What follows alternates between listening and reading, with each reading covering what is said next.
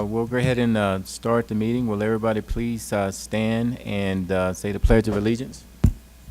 Pledge allegiance to the flag of the United States of America and to the republic for which it stands, one nation, under God, indivisible, with liberty and justice for all.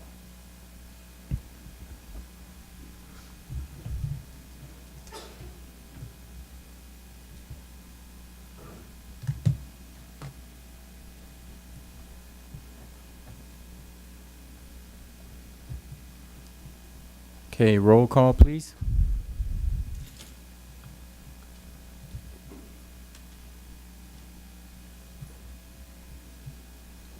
Ms. Holly? All counselors present and a quorum has been declared. Thank you. The next item on the agenda is the agenda approval. Heather? Mayor, we do have one minor change. We received word late today from the golf board that they're still tweaking a little bit on that lease agreement, which is your consent item C9A to accept a sublease agreement with Cattails Golf Club Restaurant. Essentially, they're kind of talking through who will own the liquor license or not. So nothing dramatic changing, but they want to make sure that the wording's correct. So we would just remove that from the consent agenda. Okay, thank you, Heather. Or we could leave it there and you could reapprove it after they change it. My only concern would be if the tenant wants to get in there before your next meeting, which isn't until July 18th. I don't know whether they want in before then or not. Is it possible to approve it contingent upon if they make changes, you're okay with it as the city attorney, if that's the only change, is the liquor license? That's possible, or they can approve it now and then approve it when and if it gets changed, approve it again, either way. If we haven't made that murky. I guess staff's recommendation is if council is willing to approve it in case they want to take possession of the premise, and then the city attorney can continue to work with them on that liquor license as well as the city clerk. So with that, Mayor, we don't have an amendment to the agenda, right? Correct. Okay. I will make the motion that we approve the agenda as presented. I'll second. Okay, we have a motion and a second. Is there any further discussion? If not, go ahead and start voting.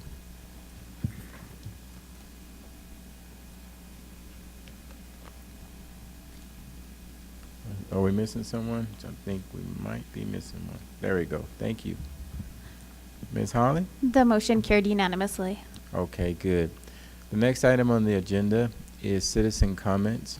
We welcome your comments. This is the time to where if you have any comments, please turn your comment cards into our city clerk, and you can come up to the podium, introduce yourself. If there's a 3-minute limit, if you're not finished at 3 minutes, I will politely ask you to end and have a seat. Okay, do we have anyone who wants to make any comments tonight, or do we have any comment cards? No? Okay. All right, thank you. That brings us to the next item on the agenda. We have ceremonial items. Miss Heather is going to be, okay. We're going to have Andy up. Okay.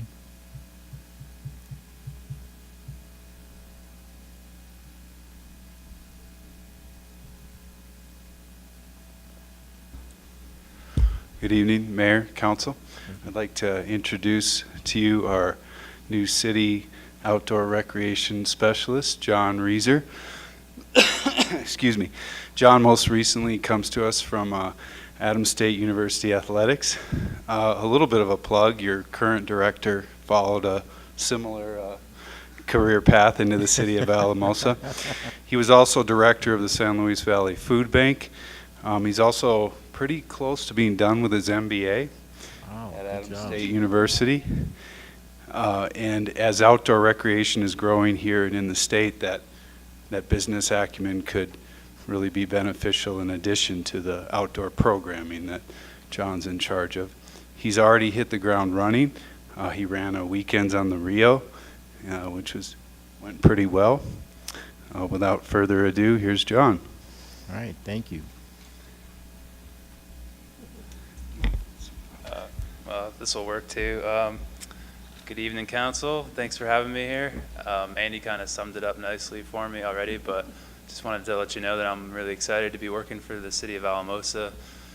like Andy said, you know, my position kind of correlates with this outdoor tourism and recreation industry and momentum in the state of Colorado, and I'm really on board with outdoor recreation. I love it, and I want to inspire people in our community to get outdoors, experience, you know, the river through Alamosa, and as well as like the amazing outdoor recreation that we have, like 360 degrees all around, all the way around Alamosa. So, yeah, thank you. Thank you, Counselor Daniel, and then Counselor Hensley. Thank you, Mayor. Welcome. John, as I've told you before, we're really excited to have you on board. I think you're going to do a great job. So thank you for what you've already brought to the city, and we're looking forward to seeing more of you. Thank you. So, John, obviously, I know you a bit from the MBA program, but you have been a great addition to our community. And I really appreciate the fact how when you started at Adams State, you embraced and became part of the Adams State family, and then expanded that and really became part of our community, and have really jumped in and really made it so this community is yours as well. And I'm really looking forward to working with you further, and I know you're going to be a great addition, so thank you. Appreciate it. Counselor Griego? I had a chance to meet John at our Recreation Advisory Board meeting, and he right away jumped right in the middle and started talking. So welcome to the city family, and we'll support you 100%. Thank you. All right, John, I remember you when you first came to town, and when you first got to town, you hit the ground running, and you haven't stopped yet. So keep it up. I still remember all of the volunteer work that you did with different organizations in our community to make a difference, and I'm so proud to have you on that team. You're going to do great and have a lot of success, and I wish you the best. Okay. Y'all are making me feel really good right now. Thanks. Okay. So thank you so very much, and Andy, thank you for the good hire. Appreciate it. Okay. Good job. All right. Up next on the agenda, we have consent calendar A. Mayor, I move that we approve consent calendar A. Okay. We have a motion. I'll second. A motion and a second. Do we have any further discussion? I just want to make a comment. Is this the time that we do those corrections? You were talking about the sublease where you want to do this or that, Eric? No, we don't know what those corrections are yet. So you can approve that sublease as is, and subject to any changes that might be satisfactory to the city attorney, I guess is what you would recommend. Frankly, I think you can just approve the consent calendar as is. That approves that lease as is. If they want in, and then making a few tweaks to it later, we'll just bring it back, those tweaks back to you for a subsequent approval as well. Okay, thank you. So, any other comments over there? Okay, we have a motion and a second. Any further discussion? Not, start voting.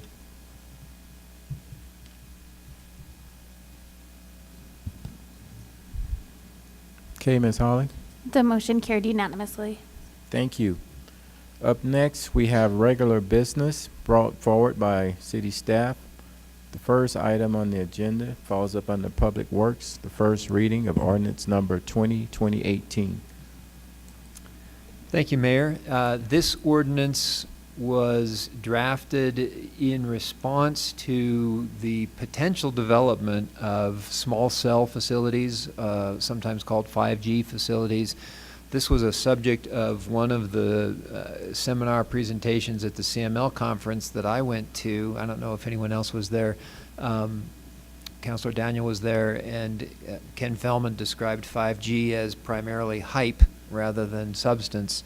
But one of the things that is an issue with small cell facilities is the ability to of cell companies pursuant to statute to put transmission facilities in public rights of way.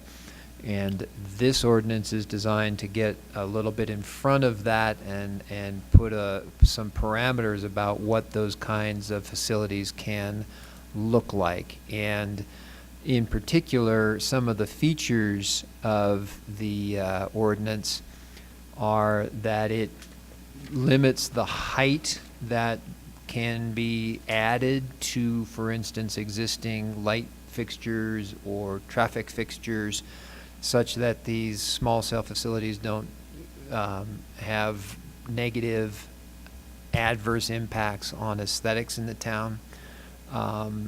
And it also limits the area in which, it limits the distance between them, limits placement on corners in residential areas, and as I was scrolling through the red line to pick up those highlights, I see that when the Word version got converted to a PDF, the red line was lost. So I will get a red line back in for the second reading to make it easier to see where the changes to our current UDC lie with respect to these, but they're not big changes. I did run these changes past some stakeholders, Verizon, AT&T, and Viero. We heard primarily from AT&T. Verizon had a very few comments. Heard primarily from AT&T, and the version that you have in front of you incorporates, I would say, a majority of those comments from AT&T, not all of them, because I did not believe that all of them were appropriate to incorporate. But we didn't just go out on a flyer on this one, and further based it on primarily Centennial's small cell regulations, which were a subject of a CML presentation last year and also subject of a CML newsletter, and then some others from the Front Range that had some good ideas. So there's some undergrounding requirements, some aesthetic, they call it camouflage requirements, and things to try to get a handle on what small cell technology may look like from an aesthetic point of view in the city. Thank you, Eric. Council Alvijo. Eric, how big are these facilities? Well, that's an interesting question also. So there are varying definitions of what constitutes a small cell facility that are based on volume. And some of them are no more than 9 cubic feet.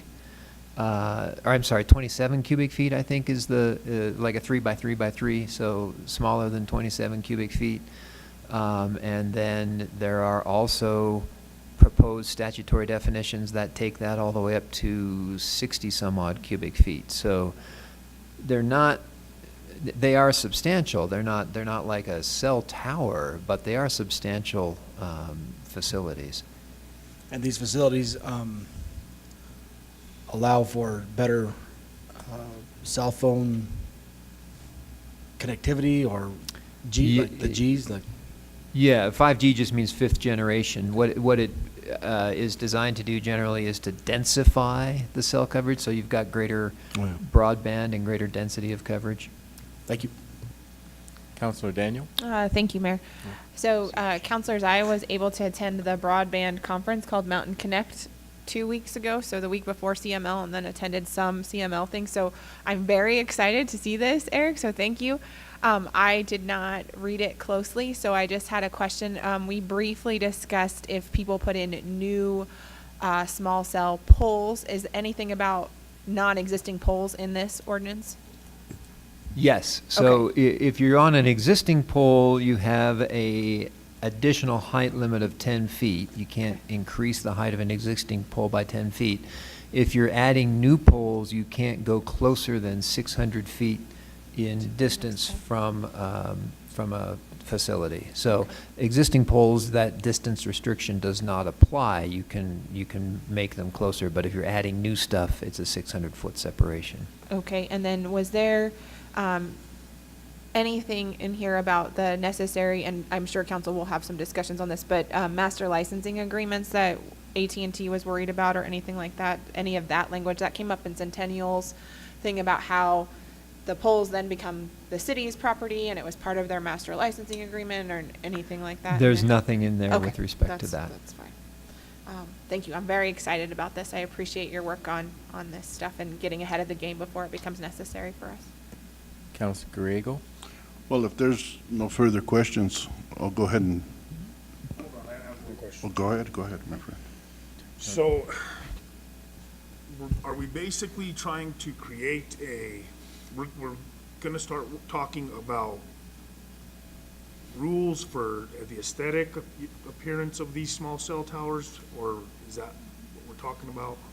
Well, we have already rules for us, both for aesthetics and for safety, if you will, with respect to wireless facilities in general. And those, as written in our UDC currently, are really more applicable to towers, to, you know, the typical large cell towers. And the primary rule there is for multi-use on one location, you have to try to co-locate.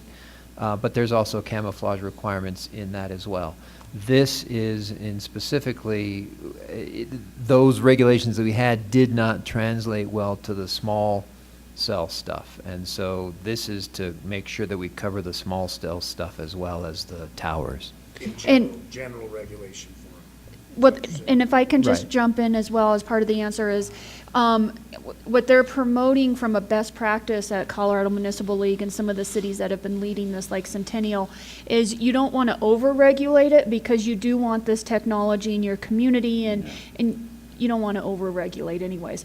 But you also, if it's not regulated, what it could do to some of your streetscapes and those types of things as well. So we wanted to find that middle ground of protecting our residents and what they've come to expect from their community, but also make it to where this technology will come and can be successful. Okay. I just was looking at some of them, and some were pretty horrid. You know what I mean? They're pretty ugly. But it's probably one of those things where as technologies move forward, they become smaller and they're aesthetically more appealing. So I was just curious about that part. So, thank you. Thank you. Councilor Grieg, Council, Daniel has another comment. okay. Did you have a comment too, Councilor Burrows? Okay, Councilor Daniel. So I just got excited when Eric and Heather were talking just now about the way it looks. I do think because the shot clocks are so, that's what they're calling them, are so fast, if we don't have ordinances in place, then people can bring in anything, and we have a very short time frame. And if we don't have reasons to, if we don't have reasons to not approve a facility, a small cell facility that we, for whatever reason, whether it's aesthetically, whether it's too many things on the same tower, whatever that is, it automatically gets approved under the federal law. So we have very strict timelines to adhere to. So having this ordinance also protects us when people turn in those applications, especially if they do batch applications, which they're allowed to do. So this was, I think, really very forward thinking. So thank you. Thank you, Councilor Daniel. Councilor Griego, Councilor Vihil. Rego's got the floor. Okay. This is a first reading, so if there's no further questions, so I'll make the motion. We pass ordinance number 2018 on a first reading. Set it for a public hearing on July 18th at 7 o'clock or soon thereafter. Second. We have a motion and a second. Do we have any further discussion? Okay.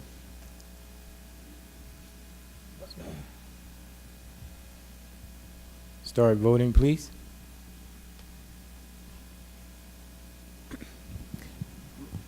Ms. Holly? The motion carried unanimously. Okay, thank you. Thank you, Council. The next item that we have on the agenda is Alamosa Water Treatment Plant. As you can see from our write-up, we had a little problem at the water treatment plant. There was a power spike back in April, and it decided to exit to ground at one of our PLCs, which is simply a automated control module, if you think of it that way. And this particular PLC was a replacement that required reprogramming of the plant software, and now it's giving us a lot of headache. And next year, we were slated to upgrade Wonderware if we kept with that software, which is $1,000 or $100,000 replacement of software. And what we're proposing to do here is an early replacement of the plant software to solve our immediate problem and also replace the $100,000 software that would have happened next year. And I think I'll leave it at that unless you have more questions about what happened. There's a lot of technical write-up in your handout, but Counselor, Griego. I'm sorry, Counselor Go ahead. Hensley, then Griego. I guess I was just gonna comment on the 79,000 from the enterprise budget, fund. Isn't there a contingency for this wastewater treatment plant somewhere that we have money set aside for the wastewater treatment? I mean, that might be a question for the city So manager. are you talking about, we do have that dedicated sales tax that was creating Yeah. a fund balance. That was for the water treatment plant. Okay. But we have been, through council direction, using it to offset some of the operational costs of some of our divisions for water. That then helps us offset our capital needs for the whole enterprise fund. So, the combination of your very, very good look at the rates that we're charging to make sure we're thinking long-term for capital, and bringing that money in from that fund has allowed there to be a reasonable fund balance. Okay, thank you. Thank you, Mark. You're welcome, Counselor Hensley. So, to make sure I understood this, so we were planning to do 100,000 next year. Doing this 79,000 means we don't have to do the 100,000? That's correct. So we actually are saving, By abandoning the Wonderware software and going to the, and I always want to say Raytheon, and it's not Raytheon, it's okay. the other, Rockwell, thank Okay. you. The Rockwell Soft, we actually are saving money, and we're running Rockwell Soft right now in the wastewater treatment plant, so this would bring the two plants on the same software platform. So in that sense, do you feel like this is a good way to go versus going with the 100,000 one? Are you actually, Correct. The Wonderware is somewhat a legacy software program. It was big in the 90s and the early 2000s, but the Rockwell Soft is now becoming more the industry standard to run our treatment plants so on. maybe this is a blessing in disguise? Yes. Thank you. Yes. Counselor Carson and then Counselor Vehil. Just real quick, I mean, I think this is kind of a no-brainer. I've looked through it today. I just have one question. It talked about a blown logic controller. So the logic controller that's burned currently, that's one of the ones that's gonna be phased out? There's about 45 PLCs, programmable logic controllers, which Yeah. basically are a mini computer. Yeah, and that was my question. Do you have And- to get rid of all of them, or? No, just the one Okay. that is the off-brand is the only one we need to replace right now. And you only But have one that's off-brand? we only have the one that's an off-brand, and it was a cost savings measure. These things run about, the Rockwell Soft ones run about $5,000. When they had a problem with one of them in 2014, they bought this off-brand PLC for about $3,500. So they saved about $1,500 putting it in, but they had to rewrite the programming software so it would take the numbers out of the off-brand one. And so we're going back to Rockwell Soft with everything. Thank you. Counselor Vehil. Mayor, I move that we approve the purchase in $79,000 from the enterprise budget to replace controls, hardware, and software at the water treatment plant and the wastewater treatment plant. I'll second that. Okay. We have a motion and a second. Any further discussion? Yeah, I'm still a bit confused. In your write-up, you say in 2019, the Wonderware software package will require an upgrade at a cost of more than $100,000. But it's going to be obsolete by the end of the year. So are you paying that 100,000 or not? No, we're So only the walking 79 away from the only the WonderSoft. 79,000. We're walking away from the WonderSoft and going to Rockwell to be the program that runs the treatment plant. So you're just talking about 79,000, okay, not the 100,000. Okay, we have a motion and a second. Is there any further discussion? If not, start voting, please.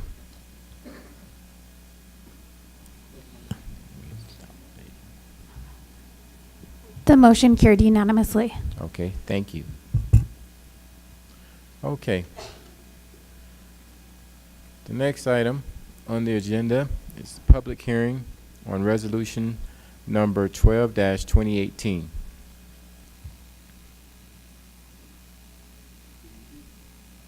Good evening. You might want to turn the mic on.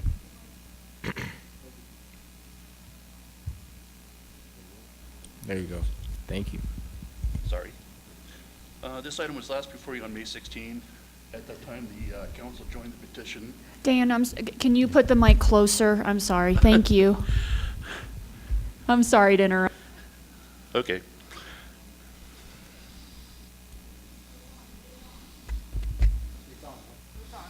Okay. Once again, this is the airport annexation. This item was last before you on May 16. At that time, the city joined the county's application to annex roughly 60 acres of land into the city. And at the time, council also took action to waive the annexation fees for the county, also as a joint applicant. The item for you this evening is a public hearing on Resolution 12-2018 for airport property eligibility to be annexed to the city. The airport property is approximately 50% contiguous with the existing city boundaries, and that's compared to the 1/6 compliance or 17% required by state law and our own regulations. And unless evidence is to the contrary as presented this evening, staff is recommending adoption of Resolution 12-2018. Thank you, Dan. Council? Oh, I'm sorry. We're going to open it up for public hearing. At this time, we'll open up for public hearing of resolution number 12-2018. If there is anyone in the audience who would like to voice their concern, please come up to the mic, state your name and your comments. We greatly appreciate it. Thank you, Donna Weehee, resident of Alamosa, and I'm the current chair for the Airport Advisory Board. And so I just wanted to thank the city for cooperating with the county in doing what I consider sort of like a fair trade and everybody wins type of situation. It's not really a trade, but it's the annexation of it. And so I don't see any problem with it, but I just wanted to be here to represent the Airport Advisory Board and thank you for this consideration. Thank you, and thank you for your service to that board. Is there anyone else in the audience who would like to make any comments in regards to this ordinance?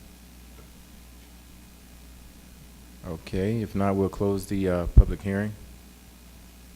Bring it back to council.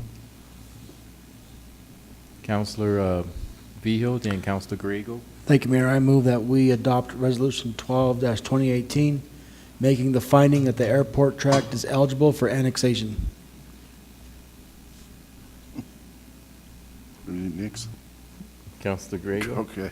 I'll go ahead and second, but I had a comment. This is just the first part of the annexation process, right? Correct? That is correct. We haven't even brought before you the Right. agreement or anything like that. It's just that it's eligible. I was just going to make that point.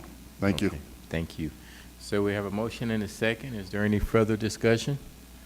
Okay, start voting, please.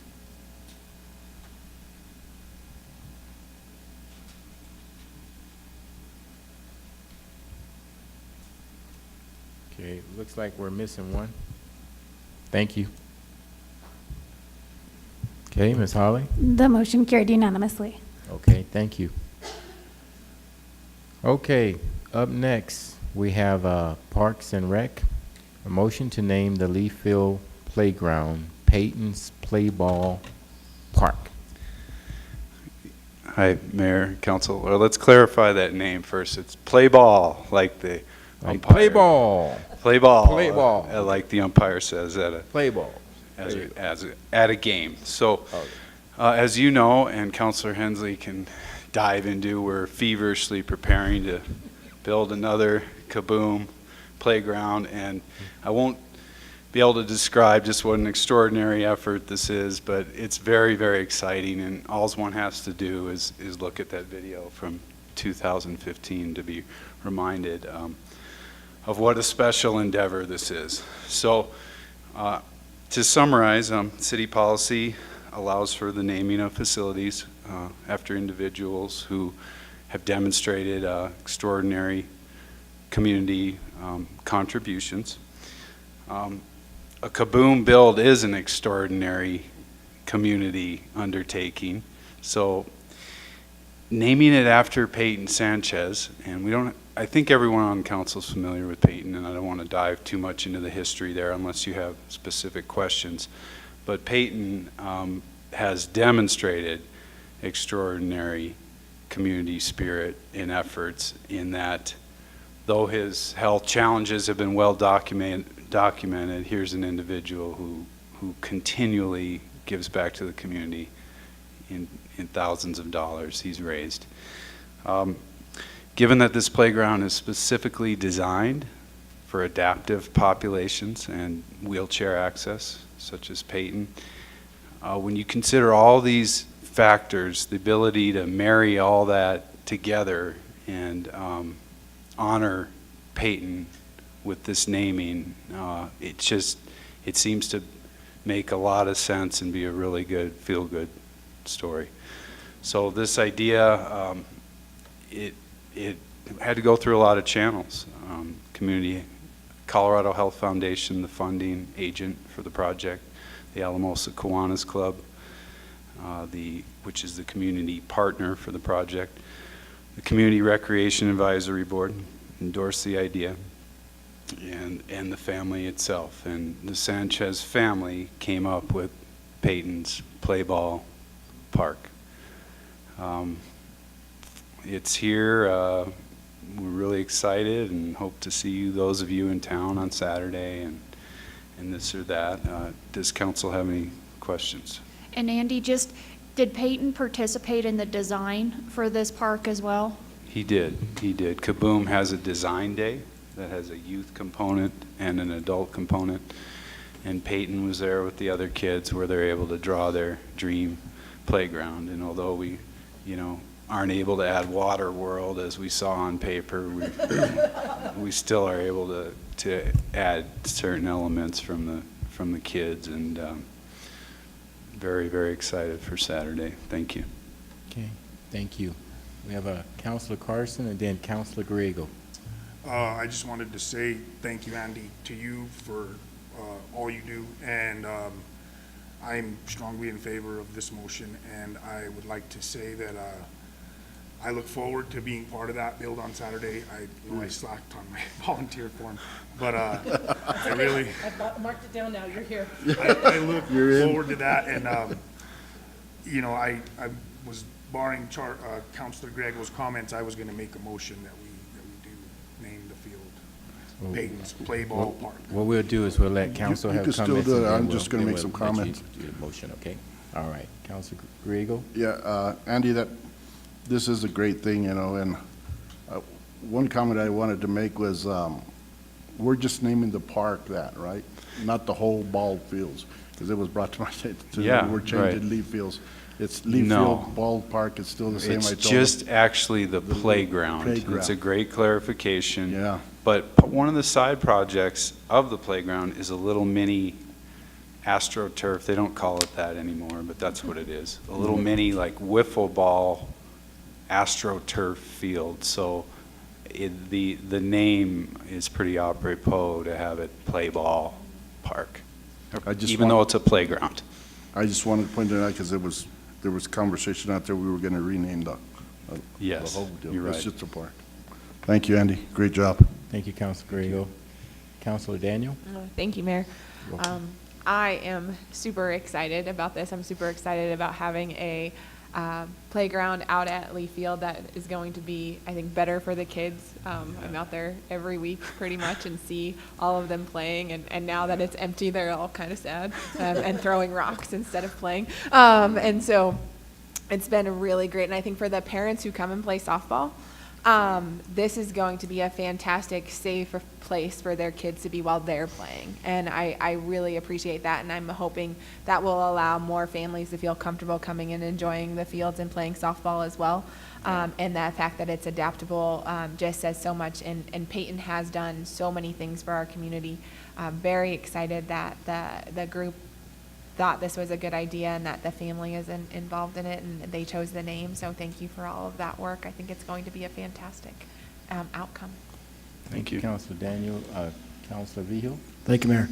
What a great way to honor such an important person in our community. Whoever thought of this idea is kudos to that person or that group. This is great. So thank you for doing this. Councilor Hensley. So I just want to echo what everyone else has said. I feel very honored. Obviously, I have two hats here because I also have the hat for Kiwanis. And so I've been very involved with Andy since the beginning. And it's been very exciting to see this go through the different stages of approval and how the buy-in and how everybody right away was, yes, this is what needs to happen. And so this is sort of the final step to make this. And the exciting part is we're already ready to make that sign. So we'll be ready on Saturday to have something to show with this name on it. So it'll happen really fast. Okay, I too like to make a comment. Peyton is an amazing person, extraordinary person who does wonderful things, and he's probably one of the most unselfish persons I've ever encountered. His family, along with himself and their lemonade stand, they raised over $2,000 at an event, at a Summerfest event, and instead of taking that money to apply towards some of the needs that he has, and he has many needs, they decided to donate that money to the Jerry Reed project that they were working on. And I think naming this park is a wonderful thing that council has a part in that's going to make a huge difference in our community. So thank you, Andy. Thank you to your team. And I would like to thank the entire Sanchez family for allowing us to do this. Okay? Thank you. All right. I know Councilor Carson wanted to make that motion. We're going to go ahead and give him the opportunity. I make a motion that we rename Lee Field Playground to Peyton's Play Ball Park. Second. Okay, we have a motion and a second. Is there any further discussion? Okay. Start voting, please.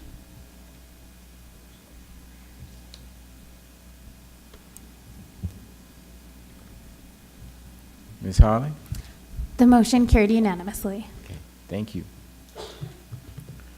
All right, the next item falls up under City Manager Legal, second reading and public hearing of ordinance number 17-2018.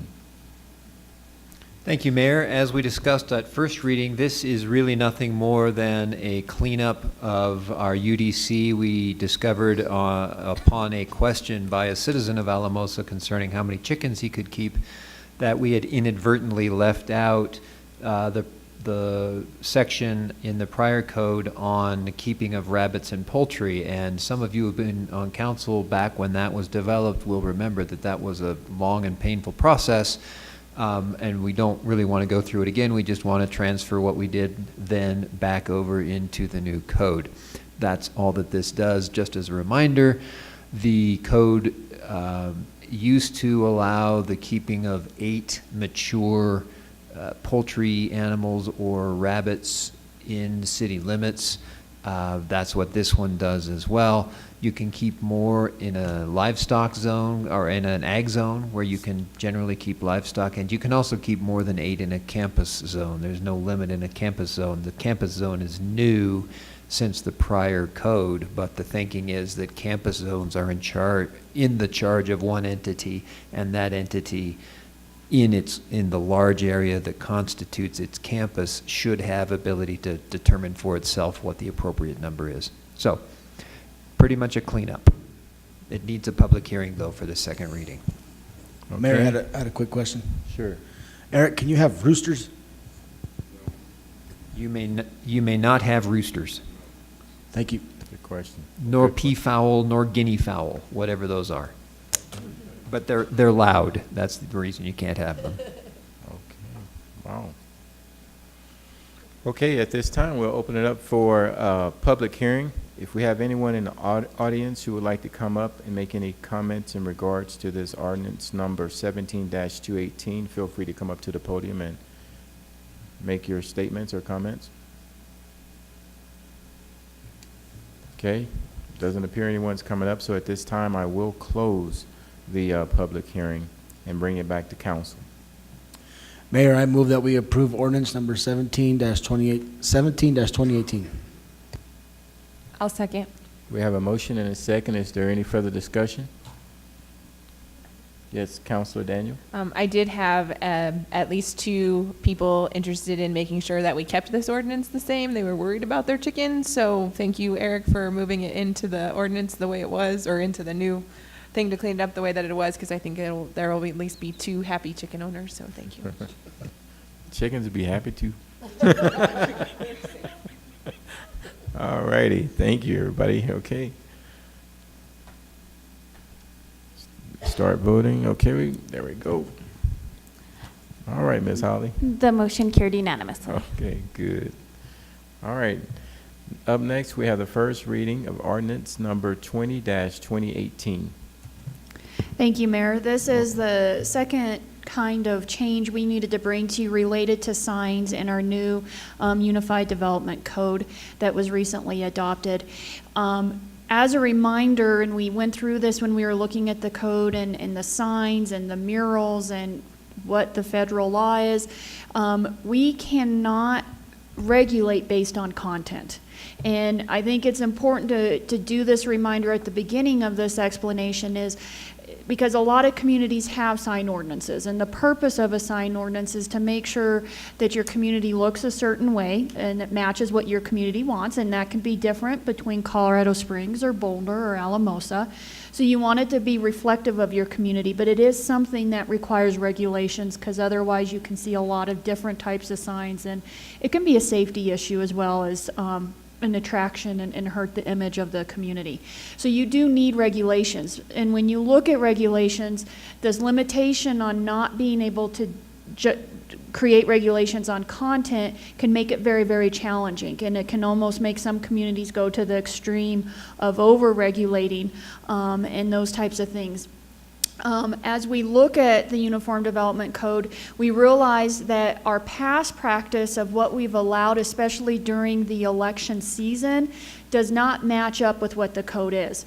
So previously, we brought to you the right-of-way within residential, and we needed to expand that. This now is in our commercial areas, and so we feel that the code is more limited than what council would want in our commercial areas.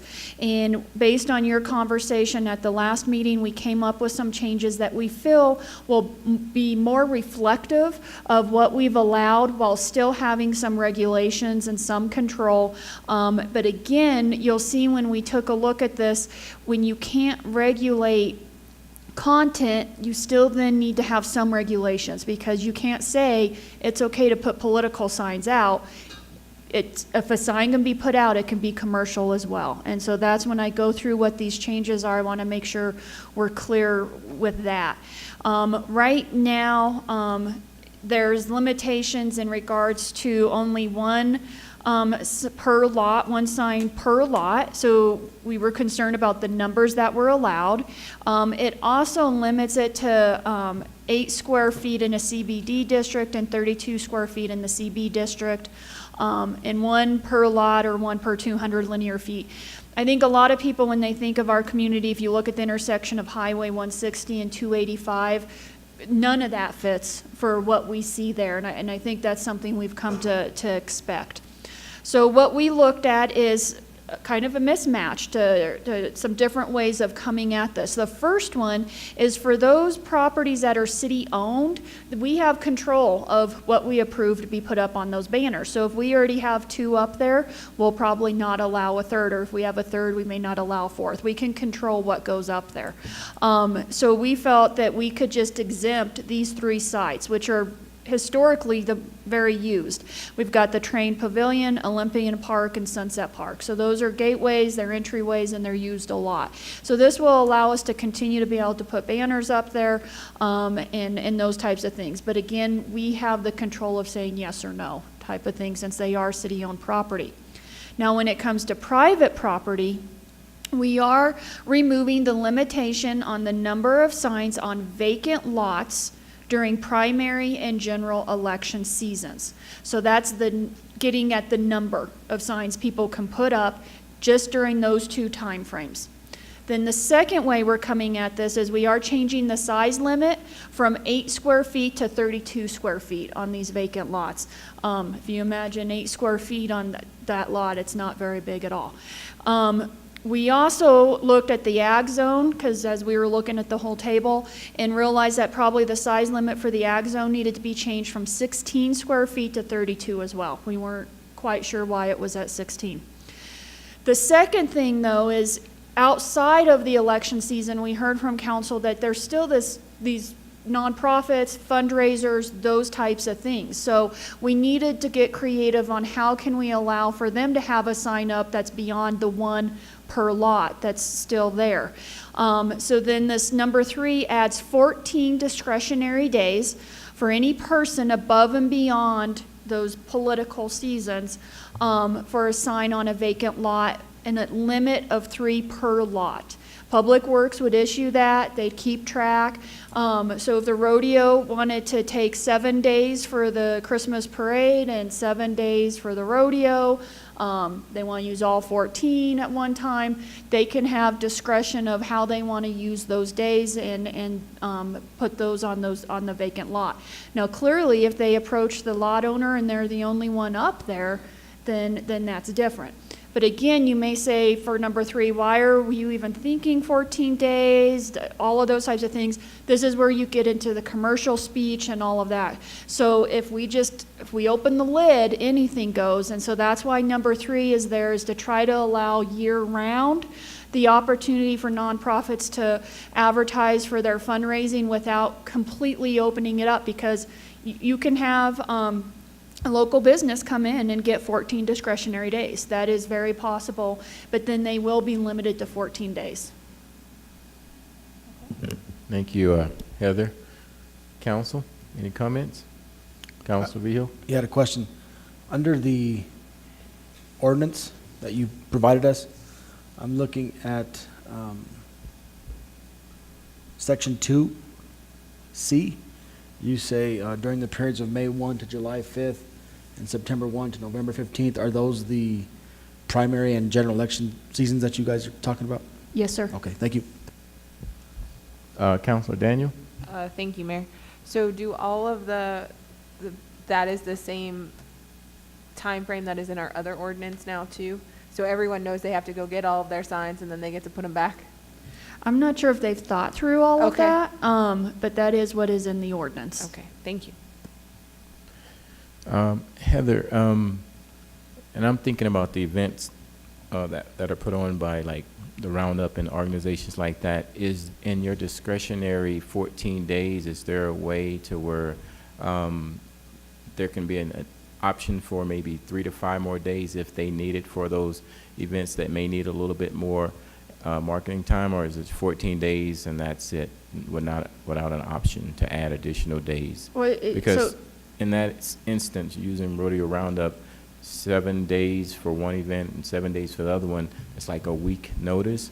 And I know they start advertising, passing out other material a lot earlier than 7 days before they have an event. So as a reminder, we still have the 3 areas that are exempt. So they can still put it at the Train Pavilion, the Olympian Park, the Sunset, and there's no limitations on those other than the size and approval. So they can still have those up for a month if they want to have it at those 3 locations. But if they're going to have it on private property, that's when the 14 days. Now, clearly, it's council prerogative. If you think 14 is too low and you want to open that up to 21, that's fine. My only caution is realize that applies for everyone. It's not just the rodeo. It can be Bob's repair shop that's going to come in and get 21 days to put up somewhere and that kind of stuff. So that's the only caution we have. But there's nothing necessarily magical about those 14 days either. Okay, yeah, because my concern was the early iron and the rodeo events that we're accustomed to, and I know they do a phenomenal job of getting the word out. And when you have like the rodeo group, the Roundup group that does 2 events in a year, and I see what you're saying on private property, but they will be able to put signs up on the city properties for a lot longer in advance. Yeah, and we can't do it by event because then you can have a commercial entity that has a sale, and then a month later they have a different sale, and then they've got, so it had to be by the entity for the limit on the number of days as well. Yeah, I just want to make sure that we're conscious and not being restrictive of their marketing efforts. That's something that I don't want to see. Okay, Counselor Griego? Okay. So the rodeo, it lasts, what, 7 days? Don't it, it goes about 7 days, so, or 3 days, It starts on a Tuesday and goes through a Sunday. Sunday. That's more than 3 days, Eric. Wow, they have so many events. Okay. So 5, I think it's about 5 So for the rodeo. the point I'm trying to make is that usually a week before they start advertising, you know, so 7 and 5, 12 days, and that's just for that event. And they also do the Christmas, so if they use that 12 days, then they can't do nothing for Christmas then, right? And that's what you're saying, Heather? So, yes, for just number 3, but the other is the Train Pavilion, the Olympian Park, and Sunset Park are still available with no Well- limitations. And if nobody else, especially during the summertime is when someone's probably going to have a banner up. But if during the parade, during that time of the year, you don't have as many items up, so, or events going on. So if they're the one banner that's on that property, you don't have that same time restriction. So first come, first serve in that situation. Yeah, and I agree with the mayor because these two groups bring economic development to our community, and the more you can advertise and the longer period of time, I think it's even better for the city and the whole, whatever the group is, so, thank you. Okay, thank you, Counselor Griego. Counselor Daniel? Thank you, Mayor.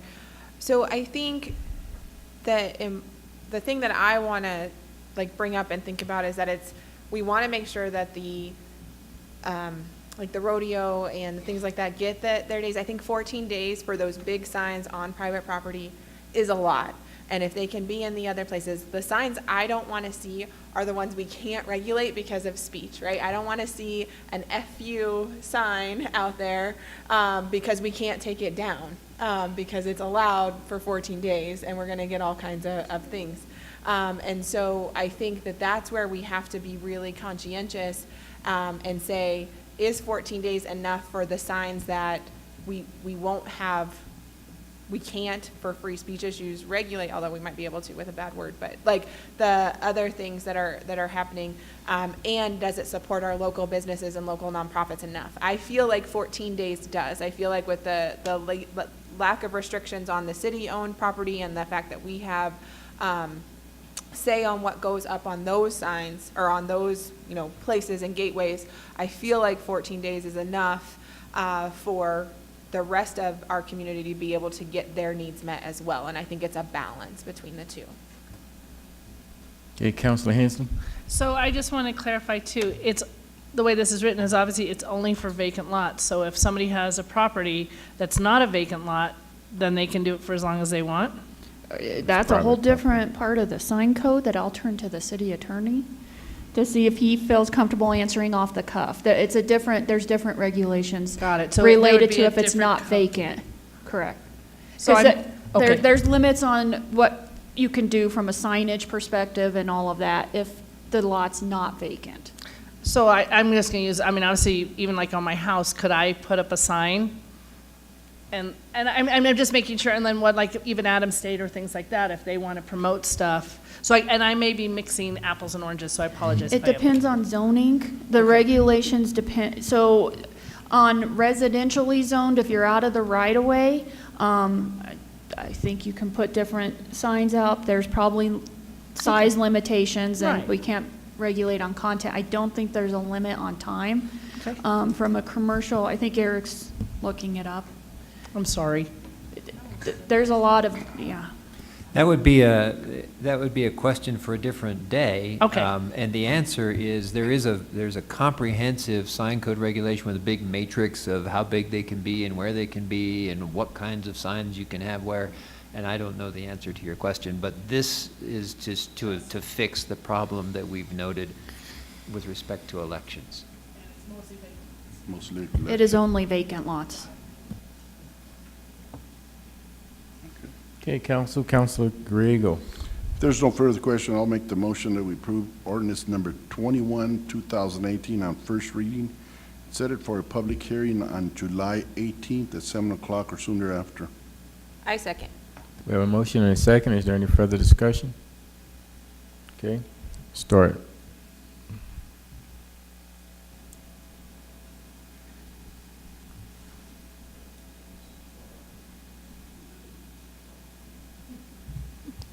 Okay, now we can. There we go.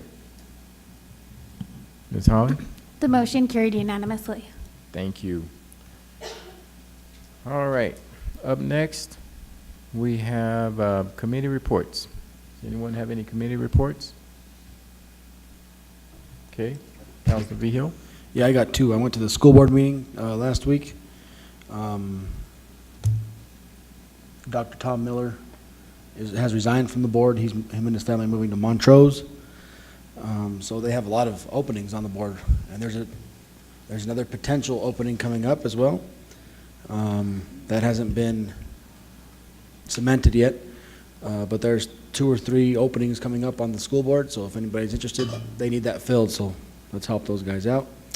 They're looking for a new athletic director at the high school, and they just hired a new principal down at the I believe the K2 building, K2 or 3-5, I don't know for sure, and this gentleman is from Arizona, so they're happy to have him on the board, on part of their team.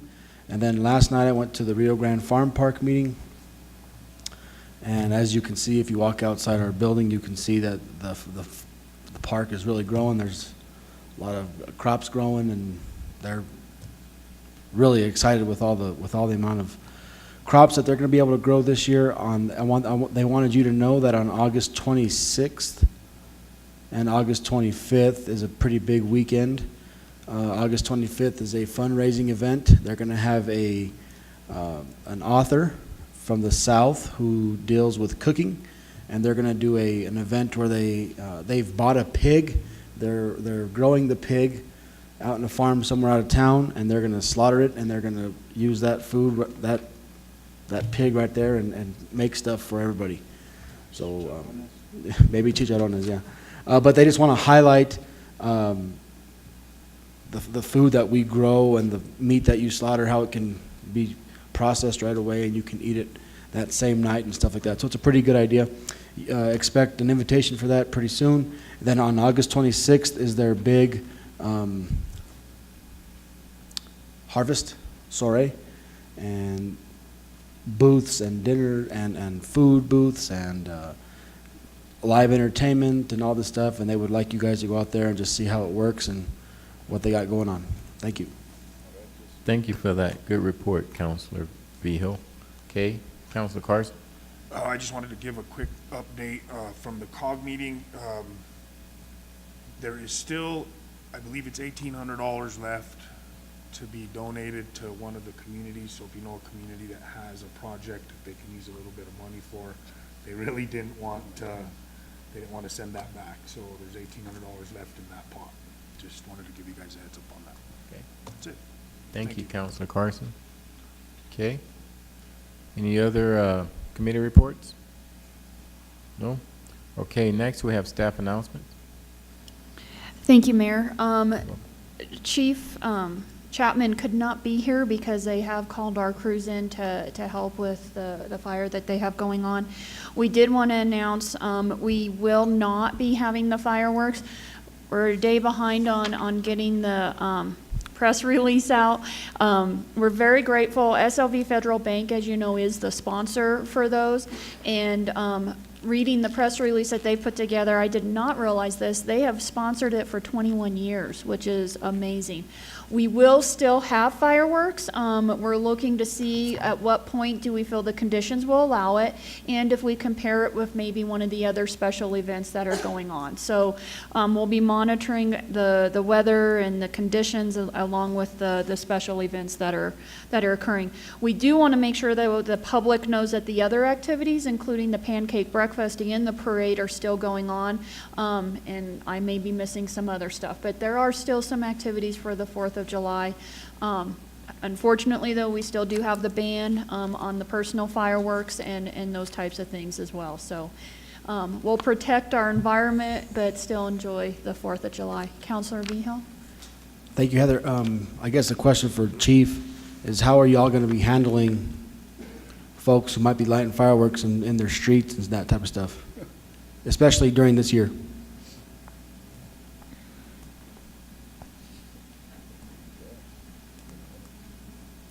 Sorry to put you on the spot.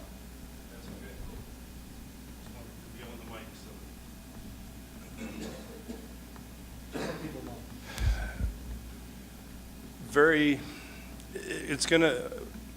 That's actually a hard answer.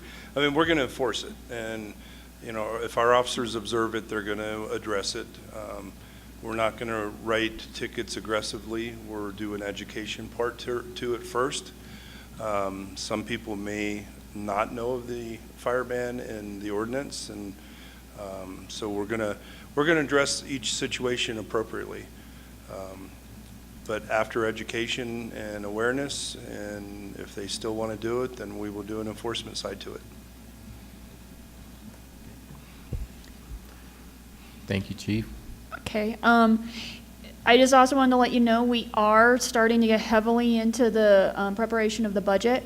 Departments right now are working on pulling their numbers together, looking at their line items, projects, needs, those types of things. Judy and I will be meeting with the individual departments the second week in July. So we are really putting our heads down and pulling those numbers together.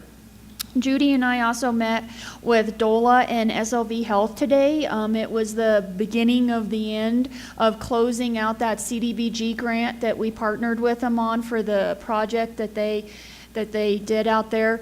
Looking at the time frame, we started at the end of 2016 for this grant application. I didn't realize it went that far back, but they've done an amazing project out there, and the support of DOLA through the Community Development Block Grant of $500,000 was very helpful, and a combination of a lot of different funding. It was over a $2 million investment that they made, and so I think it's a benefit to the community, and it's one of those nice projects to have done and to remember what went into it. I also just wanted to do a reminder. One of the meetings we have tomorrow, 2 different meetings actually. There is the luncheon hosted by the Colorado Health Foundation for policymakers tomorrow at the Bistro at noon. And then Colorado Health is also hosting a community listening session tomorrow night at 5:30 at the Recreation Center, I believe. It's a great opportunity to provide information and to talk about what we think is going on in regards to health in our community, and that's not just the traditional health. It could include other types of health as well. So I want to encourage the public to attend tomorrow night if they have the opportunity, and council to also attend the lunch if possible. I also want to really just provide some kudos to the Colorado Health Foundation. They identified Alamosa County as an area in the state they wanted to focus on, and there's 4 parks this year that this one organization is funding for our community, and that's just, that's unheard of, honestly. And it's the 2 different Kaboom builds, which are exciting to be able to get the public involved on building playgrounds in and of itself, but they're the ones funding it. And then we received the notice of grant award for the second half of the Montana Azul Park, and then the farm park is getting a natural use type park as well, just right across the river here. And so it's a huge investment of not only resources, but then tomorrow it's an investment of listening and trying to understand what our community needs. And so I think they're turning into an amazing partner, and we're very grateful for their presence. We also have Kaboom Day. I think that's been talked about plenty, but it is at Lee Fields. We have down on this 8 a.m., but that's when, 8 a.m. show up, and it's only half a day. It's an amazing opportunity. It's not hard, and it's an amazing opportunity. And then the only other thing I wanted to remind you of is July 11th, we do have a work session, and that is the audit and the CIP. We did get the draft audit, so we're taking a look at it, making sure it looks okay, and we should be getting that to you in plenty of time before that work session. So I wanted to make sure you guys are aware of that. Thank you, Heather. Any comments to Heather, anyone?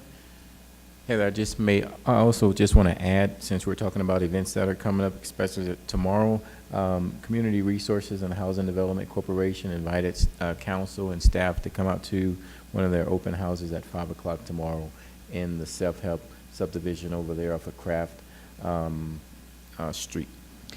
And I accidentally forgot something. Sure, go ahead. We just this late afternoon received a flyer. There will be a community open house related to unmanned aircraft.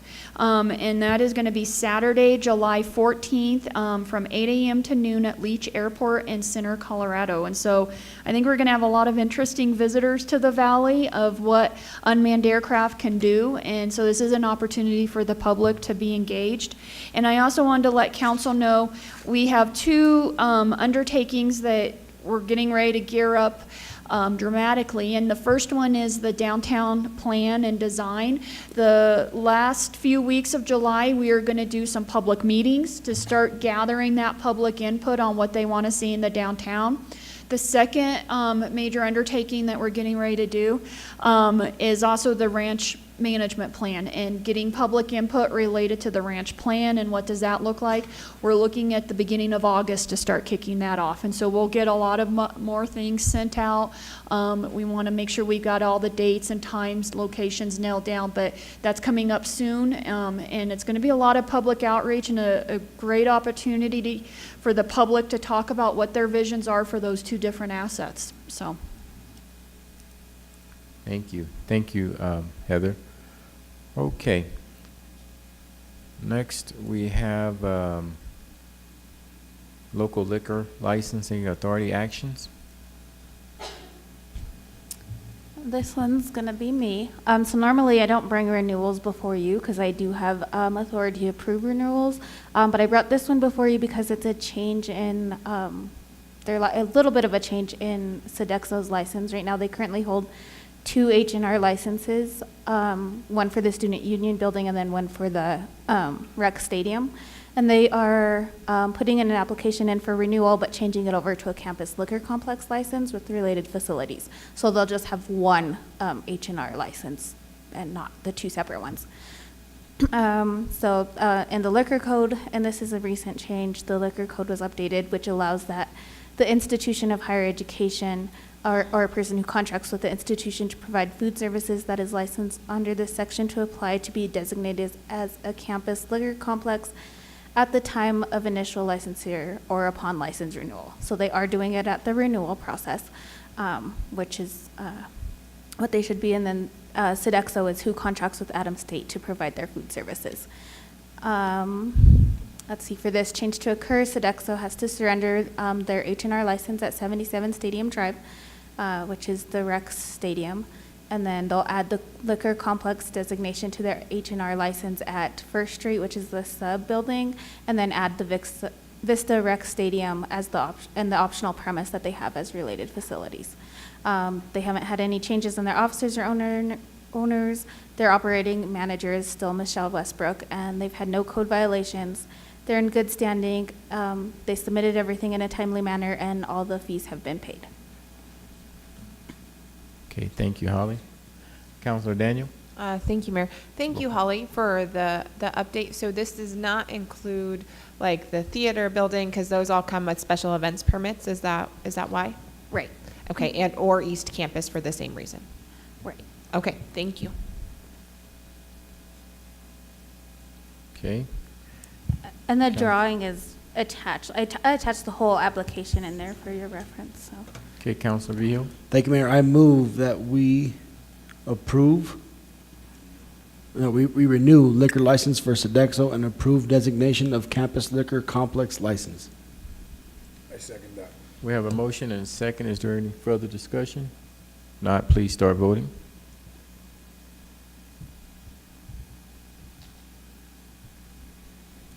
Ms. Holly? The motion carried unanimously. Thank you. Up next, we have council comment. Did you want to, I'll let you introduce that part. Thank you, Mayor. I think in the past, we've had council members indicate that following the CML conference, that they would appreciate an opportunity to be able to maybe report out on some of the major things they learned, or to just share and those types of things. This can take as long as you want. Given the work session schedule we have coming up, we didn't feel like we would be able to fit it in a very timely manner, and sometimes you might forget after a few weeks or a month go by. So we just wanted to put this on here if you wanted to take this opportunity to talk about anything related to the CML conference. Okay, so council, what we'll do for the sake of time, for those who want to make comments about what happened at the CML conference, use that as your time, and then any other comments you would like to make, go ahead and do that too. And then that way when we're done, and we can go into executive session, all right? Okay, thank you. Councilor Griego, and then Councilor Daniel. I'll go ahead and start. We had a really good meeting with the XL Energy people. We met with Jerome, Nidia, and Ashley, Holly, and I forget the other young lady's name. But myself, the mayor, and Mike Carson met with them for about an hour, and they handed out this commitment to Alamosa. That's something maybe we should probably put somewhere so people could see it. But the economic impact it has with spending with our local vendors is $619,127. Community tax paid $190,000. Community franchise fees collected $306,600. So these are just little stuff of the impact that they have with the city of Alamosa. And I think that the meeting went pretty well. It was a good response and stuff. So we'll put this packet somewhere so that people can read it. And then secondly, I attended several, but one of the biggest one was the changes for the liquor licenses coming up January 1. And I hope Mrs. Holly is ready, because it is so complicated. A lot of stuff is coming on. You can sell this, you can't sell this, and it's really complicated. So it's going to be pretty interesting when that happens. So thank you, Mayor. Thank you, Councilor Griego. Councilor Daniel, then. Sorry. Okay, go ahead. Thank you, Mayor.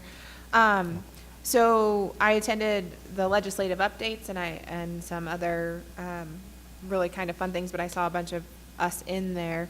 But one of the things I got really excited about is now on the Criminal Justice Coordinating Committee for the state, there will be a municipal rep. I think it will be important for us to work with or know how they're identifying that representative, and like if they're going to be from a rural area or an urban area, and what that means for cities. There are so many changes happening with bail reform and things happening at that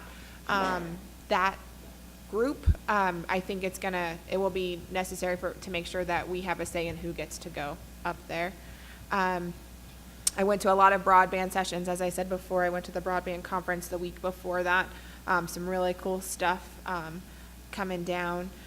Then I did attend the Colorado Women in Government breakfast, and there is a video that we can download for free that is all about the history of females in the state legislature, and the pieces that we saw during the breakfast were very informative and very good, and so it might be something that we want to consider sharing locally, or looking at National Women's Day or something like that and kind of promoting that.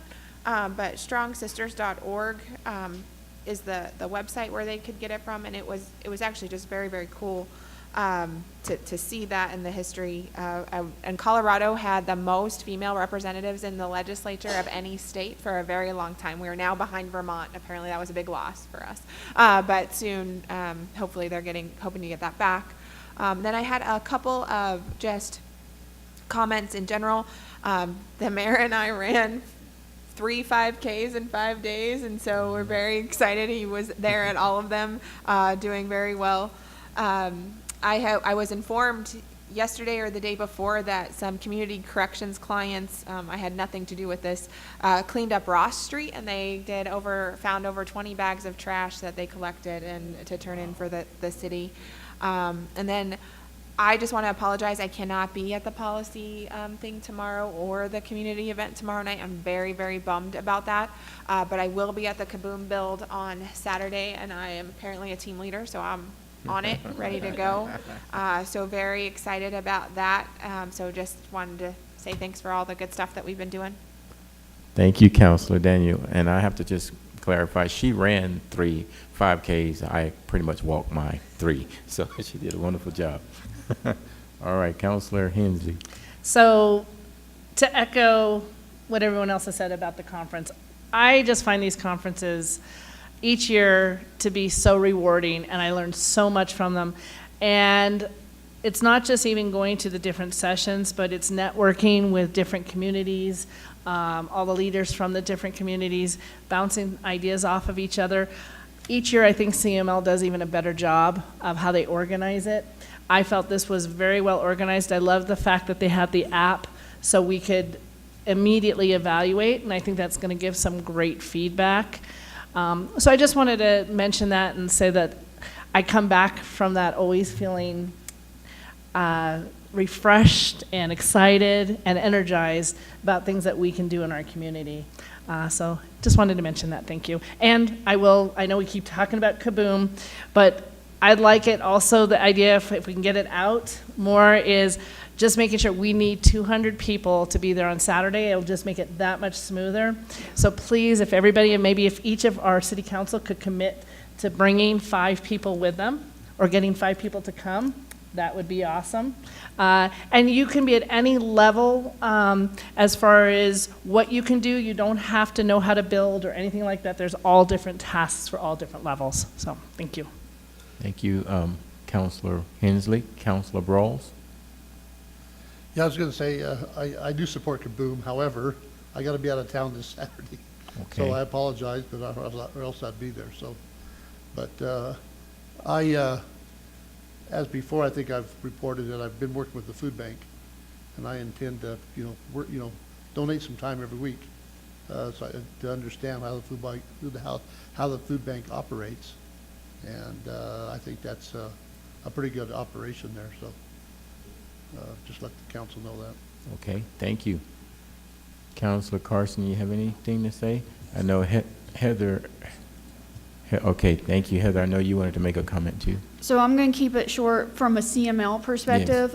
We were very grateful to not only have wonderful council attendance, but we were able to have really good staff attendance as well. And so collectively, we were able to cover a lot of the different sessions, and there's a lot of meaty ones there. And I think just from a citizen perspective, we always, every year, come away with stuff that has a direct benefit on the community, a lot of times financially. And so if you recall, last year was the LEAD program.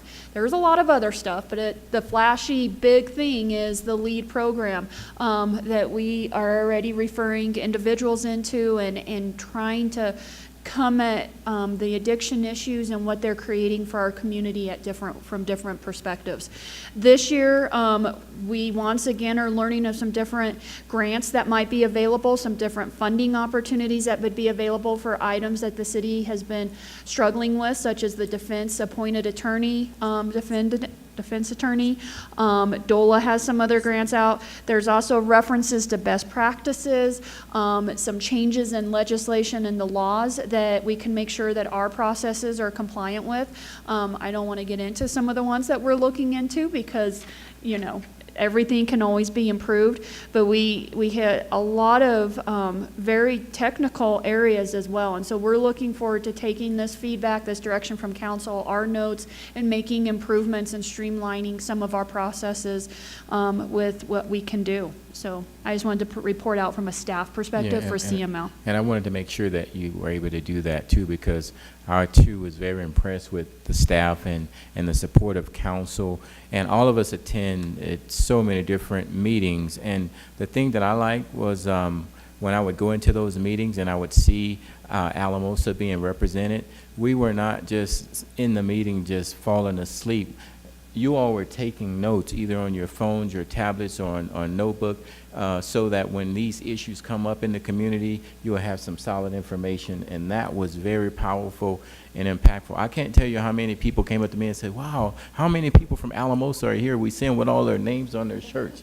And there was a lot of us there, so that was greatly appreciated. For me, I got a lot of takeaways from there, and I'm quite sure as we have issues that come up, the notes that I have and the notes that you all have would benefit us on certain issues. I was really impressed at that award ceremony when they recognized a neighboring town and community, La Jara, those young people who were spreading the positive word about how to deal with those addiction issues, and that was really touching and moving, and it was just good to see the valley represented at that event. Also, it was impressive to be in some of the meetings where other leaders in their communities would talk about certain issues, and then I know some of those issues pertain to us, but it feels like we have a better grip on some of the issues working together as a team.